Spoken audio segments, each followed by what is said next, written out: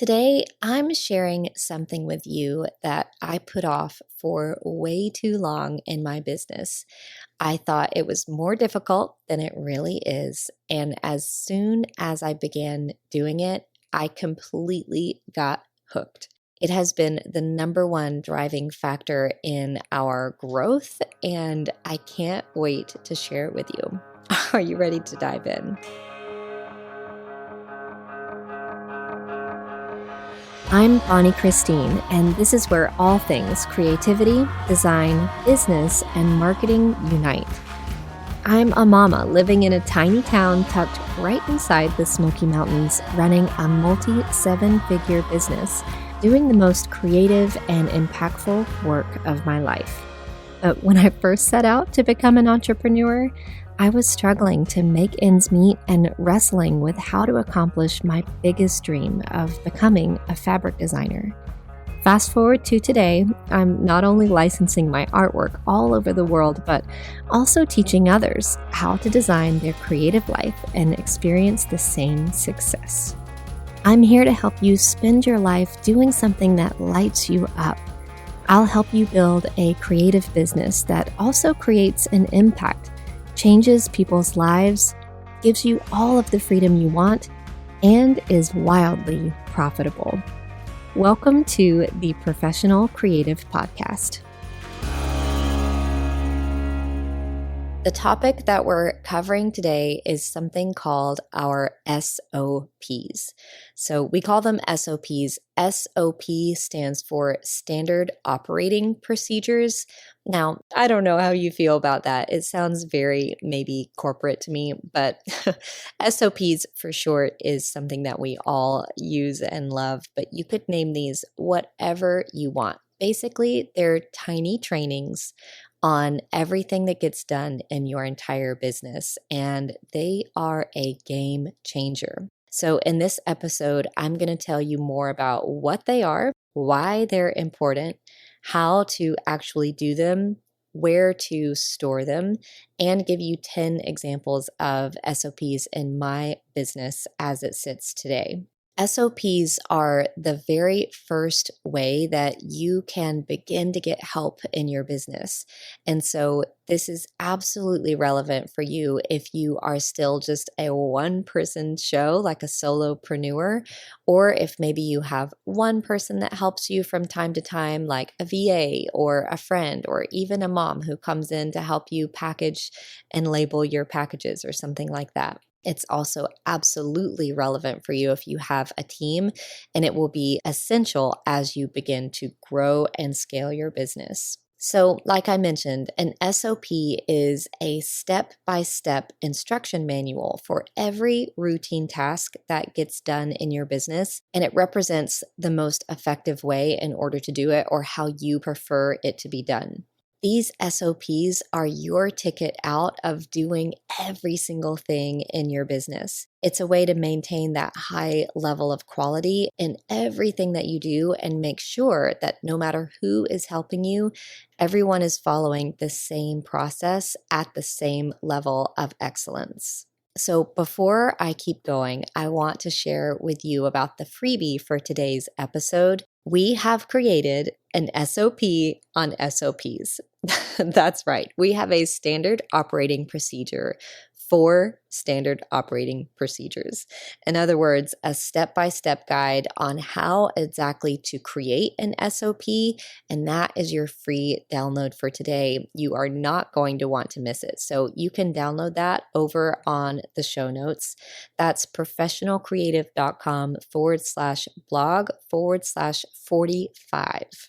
So for about 10 years, I was a solopreneur. I was very much literally the only person working in my business, which meant that I did everything. And I know that so many of you are doing absolutely everything as well. And my hope for you is that you can get to a place where you can start doing more of only the things that really only you can do and begin delegating the things that you could have help with. And so an SOP library of little tiny trainings is going to be your ticket to starting to get a little bit of help and delegating properly the things that you want to hand off in your business.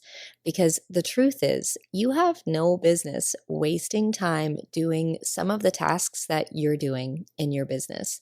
Now, we all do that at the beginning, but there's a shift that must take place because your highest work, your highest level of creativity is something that should be prized and very much spent the most time on. And so when the majority of your day is spent on answering emails and checking the calendar and booking appointments, or I don't know, packaging your products or something like that, that could easily be handed off to someone else, you're actually very much slowing your growth. Even though it can be fun to wear all the hats at the beginning, eventually it actually holds you back and you must bring some people in to help. So SOPs are how you are going to do that. In fact, I'll probably do an episode pretty soon on all of the very first things that you could and should delegate out of your business. I think that would be a really fun one to talk about because this is hard. It's hard to delegate. It's hard to get help. It's hard to, give other people things to do. In fact, I would say the two biggest issues that we run into that stop people from doing this are, number one, I don't have time to train someone else, right? I don't have time to train someone else. We're so busy doing all of the things that we can't even slow down long enough to onboard someone in order to help. And so an SOP library, you only have to slow down once. And I'm going to teach you how you actually don't have to slow down. All you have to do is hit record while you're doing it one day anyways, and that's all. And so you actually don't have to slow down, but you do have to build this library one time, and then you don't have to do it ever again. How many of you have gotten some seasonal help for the same thing, but it's been with 4 different people over the last 5 years, and so you've trained all 4 people the same exact thing, right? But if you had an SOP library, you would have just handed them the library that you did 5 years ago, and they would have been completely trained on everything without a moment of your time. So that's the freedom that we're talking about. The next common objection that I think we all have to manage is no one can do it like I do, right? No one can do it as good as me, so I'll just do it myself. This is such a limiting belief. It's also just very much not true, and it's something that will hold us back. Now, you do have to find the right people who will care and be able to follow your vision for your business, but that's absolutely possible. And one way to ensure it is by SOPs. So recording a training on how to do something exactly how you want it to be done, and then using that as a check mark for the person who's taking it over. You can do this all the way down to how you want your boxes taped shut and the label placed on, okay? So absolutely people can do it just as good as you. I hate to break it to you, but there are people out there who could actually do it better than you. That is what I have found as well. I like to surround myself with people who actually do things better than I do.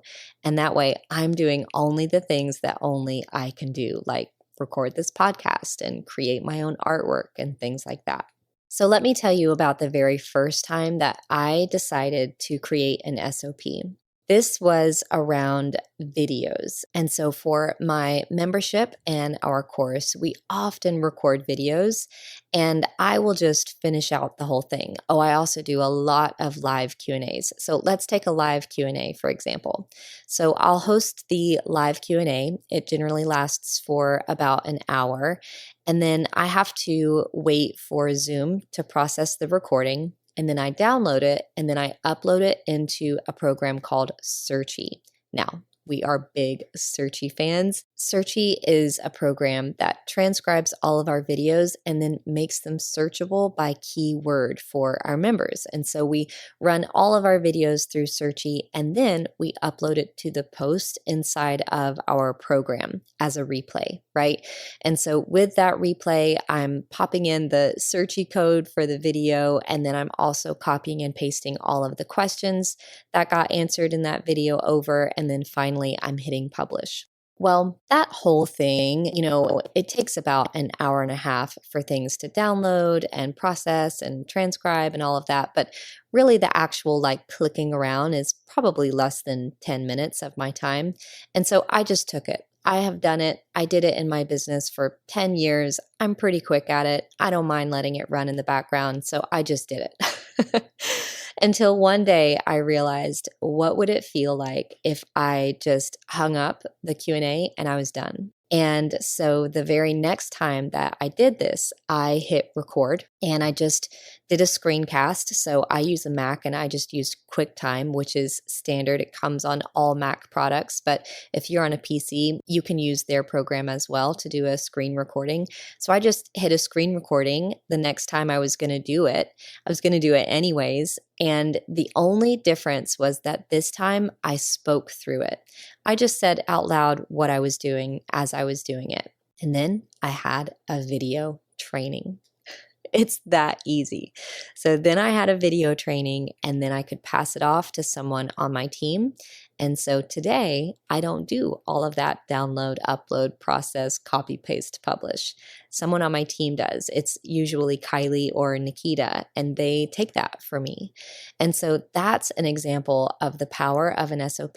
If you're doing something in your business that you could hand off to someone else, all you have to do is hit record the next time you do it and start creating a library of tiny trainings. Now, if you can't screen record, say you are packaging a product and you want it to be done a very particular way, just use your phone and take a video. This doesn't have to be super professional. It just needs to be done. So really the next level of this is that once you, the owner of the business, create all of the SOPs for everything that you do in the business and you begin handing them off to someone else. You bring in a VA or a friend or someone to help you package, or you hire an employee. And so today, with my team of 8, every single employee is also in charge of creating an SOP for every single thing that they do in the business. And so I have my library that I pass off to them, and then they have their own library. And so I want to talk about the importance of that as well. Having your team members create their own SOP library absolutely ensures this comprehensive knowledge base that you have as the business owner. And this is so important because then when someone goes on vacation or they get sick, they can hand off their SOP library to the person who's going to cover for them. And so it's completely fine if someone is out unexpectedly, or if they are out, they don't have to spend weeks and weeks training someone. They have their SOP library, so they just hand it off. The other way that this is really impactful is that on occasion in my business, we've moved people around.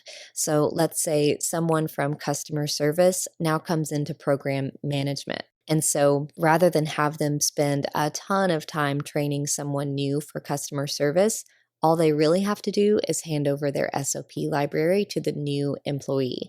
And then they're taking on the SOP library from the last program manager. So it really, really helps when people are kind of moving around and perhaps switching positions at your company as well, because all of a sudden you've recovered all of the time that it takes in order to train people, especially when you're training people over and over and over again on the same things.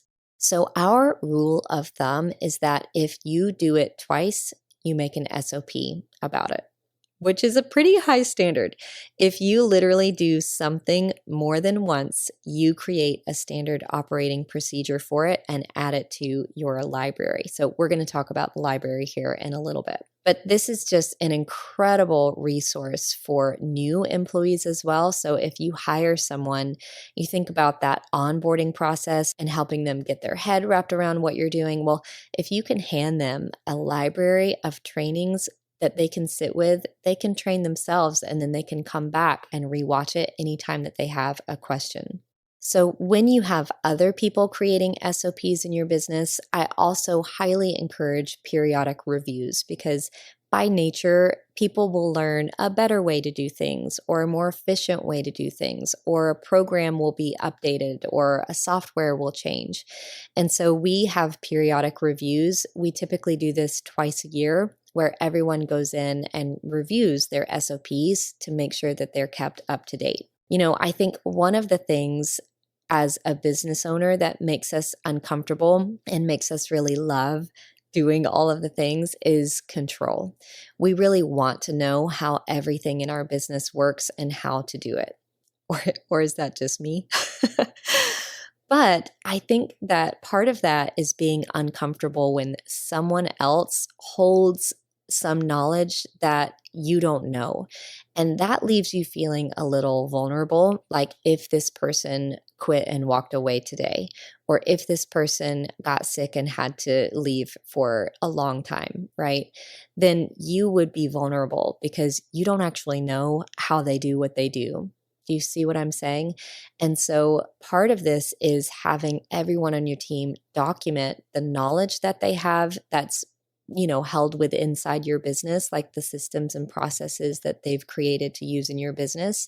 Have them document it so that you have it and you can always know exactly how they're doing what they're doing. That helps give you permission to step away a little bit and not have to be the one in control of knowing every little detail all the time, because that is just exhausting. So as you can see, this concept is exactly how you begin getting a little bit of help, and then it's how you begin to grow a team, and then it's how you scale your business.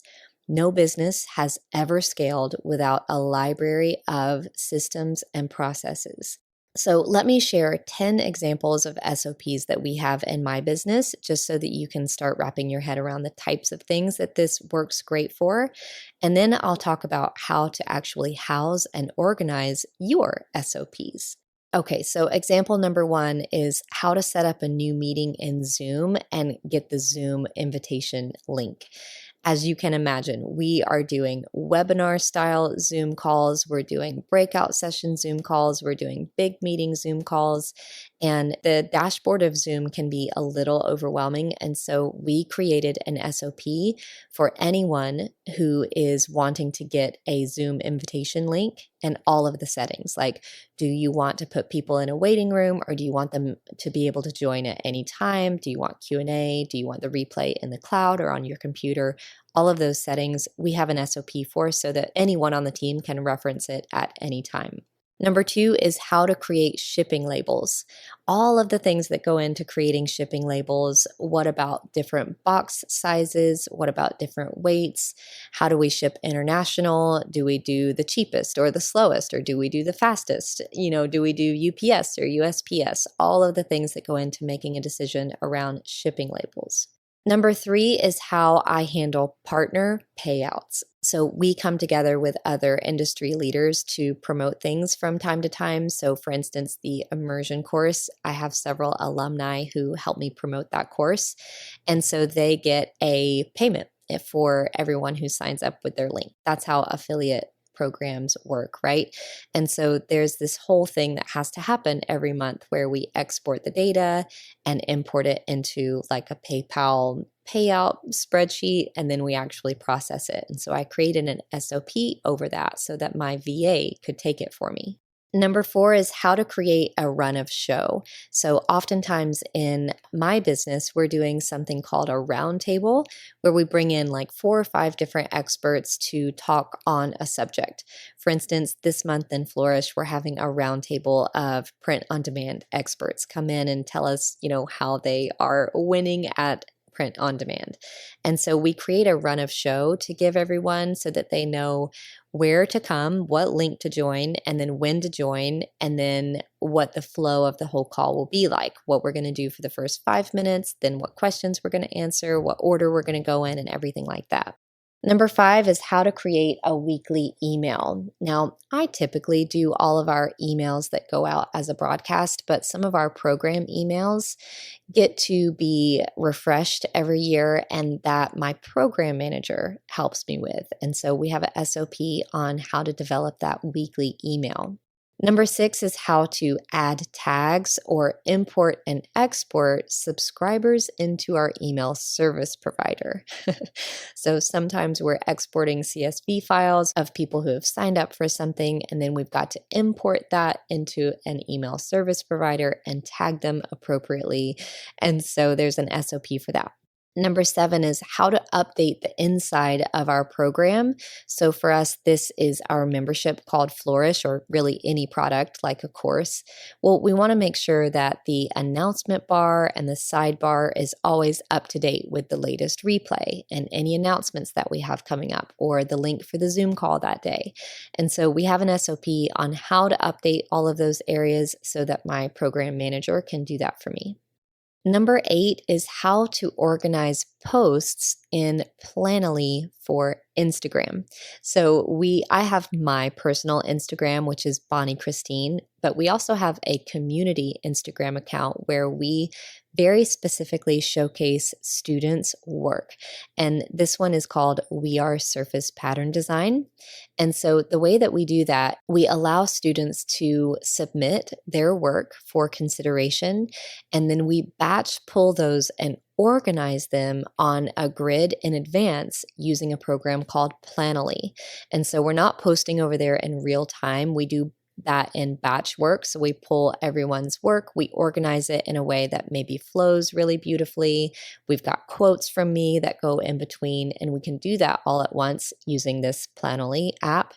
And so we have an SOP on how to do that.